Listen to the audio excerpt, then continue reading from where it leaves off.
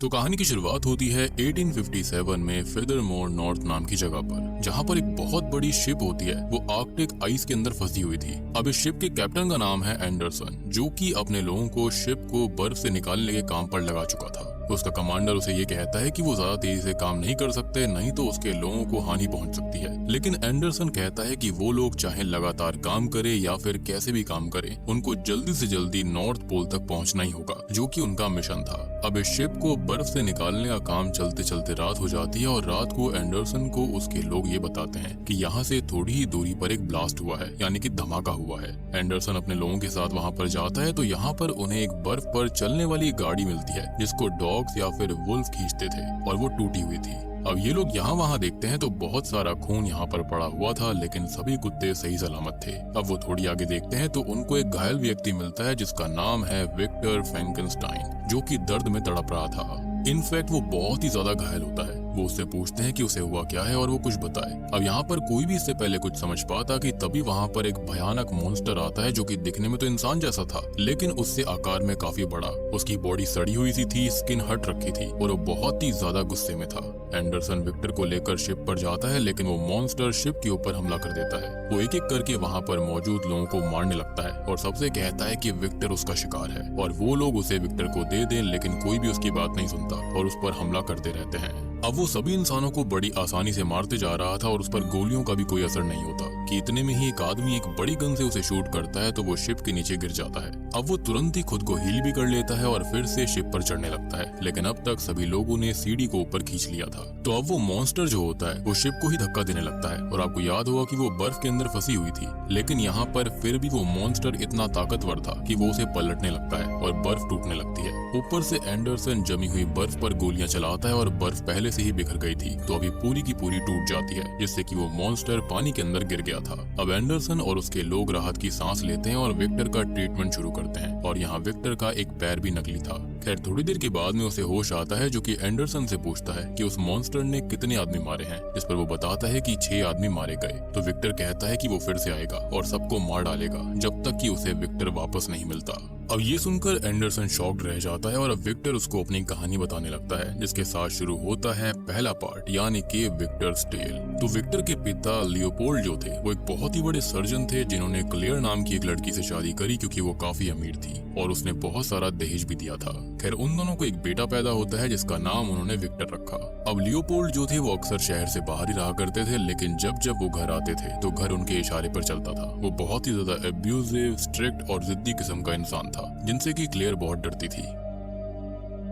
अब क्लेयर अपने दूसरे बच्चे से प्रेग्नेंट भी होती है, लेकिन फिर भी वो उस पर अच्छे से ध्यान नहीं दिया करते थे, बल्कि उनका पूरा ध्यान सिर्फ विक्टर पर था, जिसको उन्हें एक सर्जन बनाना था, जिसे वो हमेशा ह्यूमन एनाटॉमी सिखाया करते। अब विक्टर जो था वो बहुत ही ज्यादा प्रेशर में आकर सब कुछ सीखता रहता, क्योंकि अगर वो कुछ ना सीख पाता तो उसे वो मारा पीटा करते। हाथों पर नहीं मारते थे क्योंकि वो सर्जरी में काम आएंगे, बल्कि वो उसके चेहरे पर मारा करते थे। अब एक दिन क्लेयर अपने दूसरे बच्चे को जन्म देने लगती है और बच्चे के पैदा होते ही वो खत्म हो जाती है। इससे विक्टर पूरी तरह टूट जाता है, जो खुद को संभालने की कोशिश करने लगता है। खैर अब उसके पिता लियोपोल्ड अपने दूसरे बेटे का नाम विलियम रखते हैं और उसे विलियम से बहुत ज्यादा प्यार था। विक्टर एक दिन लियोपोल्ड से बात करता है कि वही क्लेयर का इलाज कर रहे थे, फिर भी वो मारी गई, जिस पर वो कहते हैं कि मौत पर किसी का काबू नहीं होता। तो विक्टर बोलता है कि अगर ऐसा है तो अब वो मेडिकल साइंस की हर चीज को सीखेगा और सबसे बेहतरीन सर्जन बनेगा, ताकि वो मौत को भी मात दे दे, मरे हुए लोगों तक को जिंदा कर सके। और आज विक्टर का दोबारा जन्म होता है। उसे एक मकसद मिल जाता है और वो पहली बार एक विजन देखता है, इसके अंदर वो एक डार्क एंजल को देखता है और वो डार्क एंजल विक्टर से बोलता है कि वो अपने पिता से भी बड़ा सर्जन बनेगा,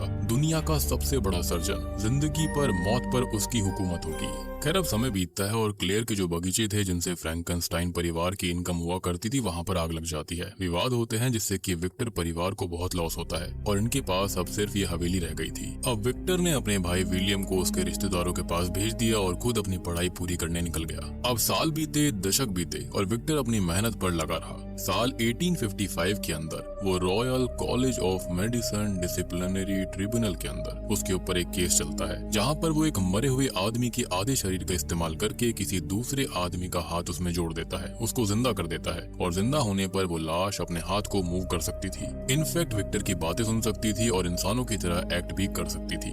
अब इसको सब लोग पाप कहते हैं क्योंकि ये गॉड की क्रिएशन और उसके रूल्स के खिलाफ था, लेकिन विक्टर कहता है कि अगर उनका गॉड मरे हुए को जिंदा जिंदा नहीं करने दे सकता तो वो ऐसे गॉड को मानेगा ही नहीं। अब सभी लोग उस पर बहुत गुस्सा करते हैं और वो royal college of surgeons of Edinburgh से सस्पेंड हो जाता है। वो इस चीज से काफी गुस्से में रहता है कि तभी उसे हेनरिक हार्लैंडर नाम का एक आदमी मिलता है जिसने कोर्ट में उसका पूरा डेमो देखा था। अब हार्लैंडर बताता है कि वो एक आर्म्स मर्चेंट है और अभी विलियम की चिट्ठी लेकर आया है। विलियम अभी हार्लैंडर की ही एक भतीजी एलिजाबेथ से सगाई करने वाला है। अब 3 दिन बाद विक्टर जो होता है वो हार्लैंडर के घर जाता है, जहाँ पर वो उससे सीधा कहता है कि वो खुद आर्मी में एक सर्जन था और उसने विक्टर का पूरा डेमो ध्यान से देखा, जिससे कि वो समझ चुका है कि वो मरे हुए को जिंदा कर सकता है, लेकिन अभी वो नर्वस सिस्टम में एनर्जी फ्लो करता है और वो थोड़े टाइम के लिए रहती है। मतलब कि जिस लाश को वो जिंदा कर रहा है वो ज्यादा समय तक जिंदा नहीं रहेगी, यानी कि एक शॉर्टकट वाली चीज थी। अब वो उसे एक एक्सपेरिमेंट दिखाता है जिसमें इंसानी बॉडी के पार्ट्स को अलग अलग करके लकड़ी के प्लेट्स पर रखा गया था और ये प्लेट है ह्यूमंस लम्फेटिक सिस्टम, जो कि ह्यूमन बॉडी के अंदर बहुत ही कम ब्लड फ्लो करती है लेकिन एनर्जी को स्टोर कर सकती है और बार बार उसको इस्तेमाल करने की कैपेबिलिटीज रखती है। और विक्टर ने ऐसा सोचा ही नहीं था। हार्लैंडर कहता है कि विक्टर को जो भी रिसोर्सेज चाहिए वो देगा, बस वो उसका एक्सपेरिमेंट सफल होता देखना चाहता है और उसे अभी बदले में भी कुछ नहीं चाहिए।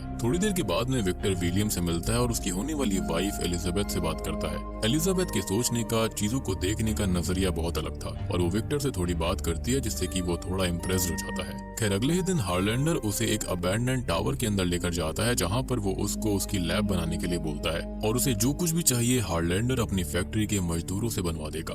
अब यहाँ विलियम भी विक्टर को असिस्ट करेगा और एक दिन विक्टर अपने एक्सपेरिमेंट के लिए एक बॉडी ढूंढने निकल जाता है। अब हार्लैंडर ने परमिशन भी ले ली थी जिसके अंदर वो फांसी की सजा में मारे गए कैदी की बॉडी को इस्तेमाल कर सकता था। इसी बीच विक्टर एलिजाबेथ को देखता है जो कि चर्च जाती है जहाँ पर वो कन्फेशन के लिए आई थी और विक्टर काफी उत्सुक हो जाता है कि उसने क्या पाप किया होगा जो कि वो कन्फेस करना चाहती थी। अब वो चुपके से फादर के कैबिन में बैठ जाता है और उसी कैबिन के अंदर एलिजाबेथ कन्फेस करने आती है। वो यहाँ पर ये बताने लगती है कि उसे विक्टर के लिए हेट है जो कि बहुत ही ज्यादा एरोगेंट है और हमेशा अपनी चलाता है। विक्टर को ये काफी बुरा लगता है और वो पर्दा हटाकर देखता है जिसके चलते वो हेजिटेट हो जाती है। खैर अब एलिजाबेथ यहाँ से निकल जाती है और वो उसके पीछे पीछे जाता है जिससे वो बात करता है और वो थोड़ा अपने बारे में बताती है कि उसे इंसेक्ट्स में इंटरेस्ट है क्योंकि वो अलग संरचना के होते हैं। वो साइंस की बहुत बड़ी फैन है और किसी चमत्कार को ढूंढ रही है, लेकिन उसे साइंस का सबसे बड़ा चमत्कार अभी तक मिला नहीं। Now coming back to the present time, हम उस मॉन्स्टर को देखते हैं जो कि अब पूरी तरह से हील होकर पानी से बाहर आता है और शिप के पास आने लगता है, यानी कि इसके पास हीलिंग एबिलिटीज भी थी, स्ट्रॉन्ग पावर्स भी थी। अब एंडरसन के लोग उसे ये कहते हैं कि वो मॉन्स्टर फिर से हमला करने वाला है, तो एंडरसन विक्टर को उसे सौंप दे, लेकिन इसके लिए वो मना कर देता है और कहता है कि विक्टर को वो कैसे भी बचाएगा। खैर अब फिर से कहानी पास्ट में जाती है जहाँ पर विक्टर को एक लाश मिल चुकी है और वो अपना काम शुरू कर देता है। इसी बीच वो एलिजाबेथ के साथ भी थोड़ा समय बिताता है और उसको चाहने लगता है। दूसरी ओर उसका एक्सपेरिमेंट पूरा हो चुका था लेकिन वो उस बॉडी को जिंदा नहीं कर पा रहा था। अब हार्लैंडर उससे कहता है कि उसे जल्दी से जल्दी काम खत्म करना होगा क्योंकि काफी दिन बीत चुके हैं और उसके फंड्स भी खत्म हो रहे हैं। विक्टर परेशान हो जाता है कि एक हफ्ते में वो कैसे इस बॉडी को जिंदा करेगा और इसी बीच वो एलिजाबेथ से अपने मन की बात कह देता है, लेकिन वो इसके लिए साफ मना कर देती है। हालांकि मना करना उसकी मजबूरी थी क्योंकि वो उसके ही छोटे भाई की फियोंसे है और उसे इस चीज का दुख भी हो रहा था। विक्टर भी अब परेशान रहने लगता है क्योंकि एक तरफ एलिजाबेथ को वो पसंद करता था लेकिन अब वो उसके साथ नहीं, दूसरा एक्सपेरिमेंट भी ठीक नहीं चल रहा था। अब वो ध्यान लगाता है तो उसको समझ आता है कि वो बॉडी को सही से करंट नहीं दे पा रहा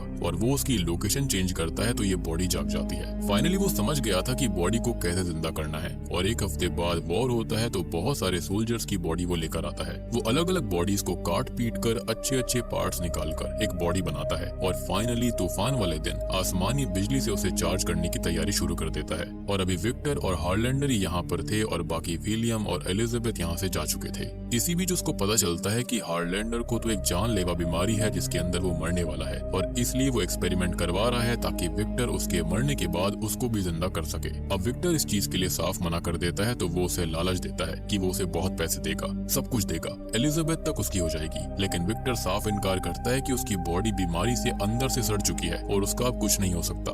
अब वो विक्टर को रोकने के लिए उसके इक्विपमेंट्स को ले लेता है, लेकिन इसी बीच होता यह है कि हाथापाई के चलते वो ऊपर से नीचे गिर गया था और मारा गया था। अब विक्टर अपना सिस्टम जोड़कर आसमान की बिजली से रूम की बैटरी चार्ज करता है ताकि उस बॉडी को शक्ति मिल सके, लेकिन वो बॉडी जिंदा ही नहीं होती और एक्सपेरिमेंट फेल हो जाता है। खैर अब विक्टर अपने रूम में जाकर सो जाता है जिसे सामने वही डार्क एंजल दिखाई देता है जिससे कि डर के मारे वो जाग गया था और शॉकिंगली उसको अपने सामने वही लाश दिखाई देती है जो कि उसके सामने खड़ी हुई थी। वो उससे बहुत ही ज्यादा शॉक्ड हो गया था, खुश हो गया था, लेकिन ये खुशी जो थी ना वो ज्यादा दिन नहीं चलने वाली थी, क्योंकि उसे बस जिंदा करना था, ये उसने सोचा था। आगे क्या करना है उसको कुछ नहीं पता था। इनफैक्ट उसके ख्याल ही खत्म हो गए थे कि आगे वो क्या करे। और शुरू में इस लाश के अंदर कोई इमोशन नहीं है, सोच और समझ नहीं है, तो वो गलतियां करता है, खुद को हर्ट कर लेता है, हालांकि हील भी हो जाता है। फिर अब वो धीरे धीरे खुद से चीजें सोचने समझने की कोशिश कर रहा था, लेकिन विक्टर उसके गुस्से को नोटिस करता है तो उसको वो बांध कर रखता है। अब एक दिन एलिजाबेथ और विलियम यहाँ पर आते हैं और एलिजाबेथ उस लाश को देखती है और इसी चमत्कार को वो ढूंढ रही थी जिसके साथ वो थोड़ा समय बिताती है और उसे समझने की कोशिश करती है। अब इस लाश का सीन कुछ ऐसा है कि वो सामने वाले को एमिट करता है और एलिजाबेथ अच्छे से बिहेव कर रही थी तो वो उसके साथ भी अच्छे से बर्ताव करता है। अब वो उसे बोलना सिखाती है तो वो एक शब्द बोलता है जो कि है एलिजाबेथ, और दूसरा वो पहले से सीख चुका था जो कि है विक्टर। अब एक रात विक्टर एलिजाबेथ से बात करता है कि ये लाश, ये चीज किसी काम की नहीं है, जिस पर वो कहती है कि वो चीज नहीं है और अब उसमें जान है और वो इंसानों से ज्यादा पवित्र है। ये बात सुनकर विक्टर का ईगो हर्ट हो जाता है तो वो उस लाश को पीटने लगता है, लेकिन अब तक वो लाश गुस्सा करने लगती है जिससे कि वो बहुत ही ज्यादा डर गया था। आप यहाँ पर नोटिस करो कि विक्टर जो था बिल्कुल अपने बाप जैसा बिहेव कर रहा था। खैर अगले दिन विक्टर विलियम को हार्लैंडर की मौत का सच बताता है और उसे एलिजाबेथ के साथ यहाँ से हमेशा के लिए जाने के लिए बोलता है। अब विलियम एलिजाबेथ को लेकर यहाँ से निकल जाता है और विक्टर पूरे टावर को जलाने लगता है ताकि वो लाश भी नष्ट हो जाए, लेकिन ये जो लाश होती है ना उसको बुलाने लगती है जिससे कि विक्टर का मन बदल जाता है। वो वापस टावर में जाने की कोशिश करता है, लेकिन अब पूरा टावर ब्लास्ट हो गया था और इसी में विक्टर ने अपना पैर खोया था। यानी कि आपको याद होगा शुरुआत में उसका पैर नकली था तो उसका रीजन यही था। खैर अब तक एलिजाबेथ भी विलियम को मनाकर वापस लौट आई थी, लेकिन पूरा टावर ही ब्लास्ट हो चुका था तो कुछ भी नहीं हो सकता। Coming back to the present time, वो मॉन्स्टर शिप पर आ जाता है जो कि सीधा एंडरसन के केबिन में आ गया था और उससे कहता है कि उसने विक्टर की कहानी तो सुन ली, लेकिन अब उसे मॉन्स्टर की साइड की कहानी सुननी होगी। और अब यहाँ पर शुरुआत होती है उस लाश की कहानी की, उस मॉन्स्टर, उस क्रीचर की कहानी की, जिसका नाम है द क्रीचर्स टेल। तो विक्टर तो अब टावर के अंदर आग लगा चुका था, ब्लास्ट भी हो गया था जिसके अंदर वो क्रीचर जलने ही वाला था, लेकिन उसके अंदर इतनी समझ आ गई थी कि उसे खुद को बचाना है, यानी कि सर्वाइवल इंस्टिंक्ट आ गया था। अब वो अपनी बेड़ियां तोड़ने की कोशिश करता है और पूरा जोर लगाकर खुद को आजाद कर लेता है। वो अभी तक बेसमेंट में बंधा हुआ था जिससे एक नाला निकलकर समुद्र में जा रहा था, तो वो उस नाले में कूद जाता है। वो टावर से बाहर आ गया था, पानी में गिर चुका था तो वो बच जाता है और अब वो आगे जाता है। आगे वो जंग के मैदान में मरे हुए सोल्जर्स के कंकाल देखता है, उनके कपड़े देखता है जिन्हें वो उठाकर पहन लेता है, और उसने कपड़े पहने क्योंकि दूसरे इंसानों को कपड़े पहने उसने देखा था। अब वो आगे जाकर जानवरों को देखता है और वो उसे परेशान नहीं करते, तो वो ना उन्हें परेशान करता है ना ही उनसे डरता है। खैर वो फल तोड़कर खाता है क्योंकि उसके पास एक शरीर था और उसे ताकत की जरूरत फील हो रही थी। इसी बीच कुछ लोग उस पर गोलियां चलाने लगते हैं जिनसे डरकर वो भागता है और एक बस्ती में छिप जाता है। खैर अब वो एक शेड में छिप गया था जहां से वो बाहरी लोगों को देखता है। खैर अब ये शेड जो होता है वो अबैंडन था, तो यहाँ पर रहकर वो बाहर के लोगों को देखकर कई चीजें सीखता है, जानता है कि वो कैसे रहते हैं, कैसे बोलते हैं, वो शब्दों को जानने लगता है, किसको क्या कहा जाता है, ये सब सीखने लगता है वो। अब धीरे धीरे इन लोगों के बीच रहकर वो काफी कुछ सीख गया था। अब यहाँ पर वो ओल्ड मैन को देखता है जो कि एक बच्ची को पढ़ाया करता था और बच्ची के साथ साथ ये क्रीचर भी सीख रहा था। खैर अब ऐसे ही वो यहाँ पर रहकर उन लोगों की तरह रहने लगता है। वो छुप कर रहता था, लेकिन रात में छुप कर उनकी मदद करने की चीजें भी करता। कभी कोई मरम्मत कर दिया करता तो कभी कपड़े साफ कर देता, कभी कोई चीज ला कर देता तो कभी कुछ और ये सब बिना किसी के सामने आए वो कर रहा था। अब एक दिन बस्ती पर भेड़िए हमला कर देते हैं जो कि यहाँ के भेड़ों को खाने लगते हैं, लेकिन इंसान उनको मार डालते हैं, डरा कर भगा देते हैं, और इससे वो जीवन को और समझा कि भेड़िए भेड़ों के दुश्मन नहीं है, इंसान भेड़ियों के दुश्मन नहीं है, लेकिन नियत है। और अगर किसी को जीना है तो किसी का मरना जरूरी है, और उसको कहा जाता है सर्वाइवल, जिसके चलते वो सर्वाइवल इंस्टिंक्ट को भी सीख गया था। अब एक रात वो ओल्ड मैन के सामने जाने की हिम्मत जुटा लेता है, लेकिन ये ओल्ड मैन तो अंधा था और वो उस क्रीचर से बिल्कुल नहीं डरता, बल्कि वो उसके अंदर की काइंडनेस को पॉइंट आउट करता है, और वो अभी बोल भी नहीं पाता, ये भी वो ओल्ड मैन नोटिस करता है और उससे कहता है कि वो उसका दोस्त बनेगा। अब वो क्रीचर काफी डर रहा था, लेकिन वो ओल्ड मैन कहता है कि वो डरे नहीं बल्कि खुश होकर रहे, और ये एहसास क्रीचर को एक नई फीलिंग, एक नया इमोशन देता है। अब वो शरीर से जाग गया था और अब वो चेतना से जागने लगता है। ओल्ड मैन उसको कहानियां सुनाता है, पढ़ने के लिए बोलता है, जीवन के बारे में बताता है, और ऐसे ही वो क्रीचर बोलना सीखा, इंसानों को जानना सीखा। उसके मन में जिज्ञासा भी हुई कि आखिरकार वो है कौन। उसके पास कोई याद नहीं थी, बस कुछ चीजें थी, टुकड़े थे याद के नाम पर, जिसके अंदर वो अलग अलग कटे पटे लोगों को देखता है। और ऐसा इसलिए था क्योंकि उसको ऐसे ही बॉडी पार्ट से बनाया गया था। खैर वो आग और पानी को देखता है और अपने पैरों के नीचे बस रेत को देखता है। वो वापस टावर जाता है जहाँ पर वो अपने बारे में जानने गया था और उसको सच पता चल जाता है कि वो बस एक मौत का रूप है और वो इससे दुखी होकर वापस लौट आता है। अब इस क्रीचर को टावर से विक्टर का पता जरूर मिल गया था। अब वो वापस आता है तो देखता है कि ओल्ड मैन अकेला था जिस पर भेड़िए हमला कर देते हैं जिनको क्रीचर मार डालता है। लेकिन ये बूढ़ा व्यक्ति काफी घायल हो चुका था जो कि अब खत्म होने लगता है। अपने आखिरी पलों में वो दोनों बात करते हैं और क्रीचर कहता है कि वो कुछ नहीं बस अलग अलग लाशों से जुड़ा हुआ एक कचरे का ढेर है। इस पर ओल्ड मैन बोलता है कि नहीं, ऐसा नहीं है, वो एक अच्छा इंसान है और उस ओल्ड मैन का दोस्त है जिसके साथ ही वो ओल्ड मैन अपना दम तोड़ देता है। पहली बार क्रीचर को कोई अपना मिला था लेकिन अब वो जा चुका था। इसी बीच बस्ती के बाकी लोग वहाँ पर आते हैं जो कि उसे मॉन्स्टर समझकर उस पर ही हमला कर देते हैं कि बूढ़े व्यक्ति को उसने मारा होगा। खैर अब यहाँ पर ये क्रीचर मरने लगता है लेकिन काफी देर बाद वो जाग उठता है जिसके मन में अब एक दुख और गुस्सा था। साथ ही साथ वो विक्टर को ढूंढ रहा था ताकि वो उसको एक साथी दे दे और कुछ उसको नहीं चाहिए। फिलहाल विक्टर विलियम के साथ रह रहा होता है और उसको डार्क एंजल के नाइटमेयर्स आने लगते हैं जो कि अब उसे मौत के रूप में दिखाई दे रहे थे क्योंकि विक्टर के अनुसार उसने मौत को ही जन्म दिया था और मौत को ही बनाया था। विलियम उसे संभालता है और अब उसकी और एलिजाबेथ की शादी का दिन आ गया था। अब एक आखिरी बार विक्टर एलिजाबेथ से बात करने जाता है लेकिन वो उसके अंदर के कोर को जानता था। वो उससे नफरत करती है क्योंकि वो कभी अपने अलावा किसी और का नहीं सोच सकता। खैर अब वो उसके करीब आता है तो वो उसको थप्पड़ मारकर भगा देती है। अब वो गुस्से में अपने रूम में आता है जहाँ पर वो क्रीचर पहुंच चुका था और उसका इंतजार कर रहा था। वो विक्टर से कहता है कि वो उसके लिए एक साथी बनाए लेकिन अपने घमंड और गुस्से में विक्टर ये कहता है कि वो एक मॉन्स्टर है और वो दूसरा मॉन्स्टर नहीं बनाएगा। क्रीचर कहता है कि वो मर नहीं सकता और अकेले रहना दुख से भरा होता है तो उसे कोई तो साथी चाहिए। लेकिन विक्टर कहता है कि साथी के साथ क्या होगा, वो दोनों साथ में बच्चा पैदा करेंगे, शादी करेंगे, मॉन्स्टर की फौज बना देंगे जिसको सुनकर उसे काफी दुख होता है। वो विक्टर पर हमला करने आता है और हमले की आवाज सुनकर एलिजाबेथ वहाँ पर आती है जो कि उस क्रीचर को देखकर बहुत खुश होती है क्योंकि वो उसको चाहती है क्योंकि ये एक प्योर ह्यूमन बीइंग था। अब विक्टर क्रीचर को शूट करता है जिसे बचाने एलिजाबेथ बीच में आ जाती है जिससे कि उसे गोली लग गई थी। अब तक विलियम और बाकी कुछ लोग रूम में आते हैं जो कि उस पर हमला करते हैं लेकिन क्रीचर उनको पीट देता है। एलिजाबेथ इस क्रीचर से कहती है कि वो उसे साथ ले जाए तो वो उसे अपने साथ ले जाता है और विक्टर देखता है कि विलियम मर रहा था।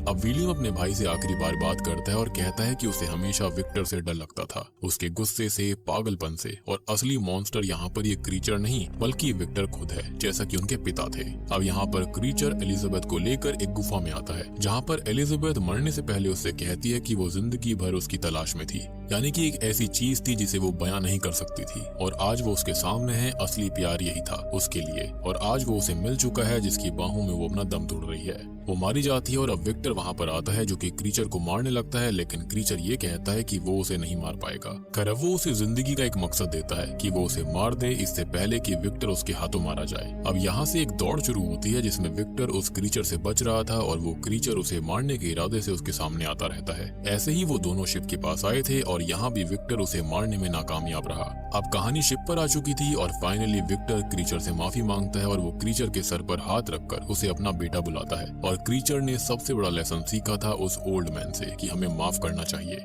आज ये क्रीचर विक्टर को माफ कर देता है और विक्टर अपनी आखिरी सांसें गिन रहा था जो कि फाइनली मान चुका है कि वो मॉन्स्टर था जिसने कि एक इंसान बनाया था। खैर विक्टर मारा जाता है और ये क्रीचर यहाँ से जाने लगता है जो कि खुद भी जानता है कि उसे जीना होगा और विक्टर ने भी कहा था कि यहाँ से उसे जीना सीखना होगा। उसके पास मकसद नहीं है लेकिन उसकी जिंदगी का अब एक मकसद था। खैर अब ये क्रीचर शिप से नीचे आता है और अब तक जो लोग उससे डर रहे थे वो उसे रहम की नजर से, काइंडनेस की नजर से देखते हैं। वो शिप के पीछे आकर पानी में फंसी हुई शिप को धकेल कर सी तक भेज देता है ताकि वो लोग अपनी मंजिल तक जा सके, यानी कि अपने मिशन को पूरा करने। अब एंडरसन को पहले अपने मिशन पर जाना था लेकिन अब उसके पास एक मकसद था कि अच्छाई करनी है तो वो सबके साथ घर लौट जाने का फैसला करता है ताकि सब सुरक्षित रहें। और अब ये क्रीचर भी अपने नए मकसद के साथ दुनिया के अंदर खोकर इस दुनिया को फिर से पाने के लिए निकल जाता है। और बूम, इसी के साथ में ये मूवी यहीं पर खत्म हो जाती है। तो दोस्तों ये थी फ्रैंकेनस्टाइन फिल्म की कहानी जो कि लेटेस्ट मूवी अभी रिलीज हुई है। ये 1818 में आई नोवेल फ्रैंकेनस्टाइन के ऊपर बेस्ड है।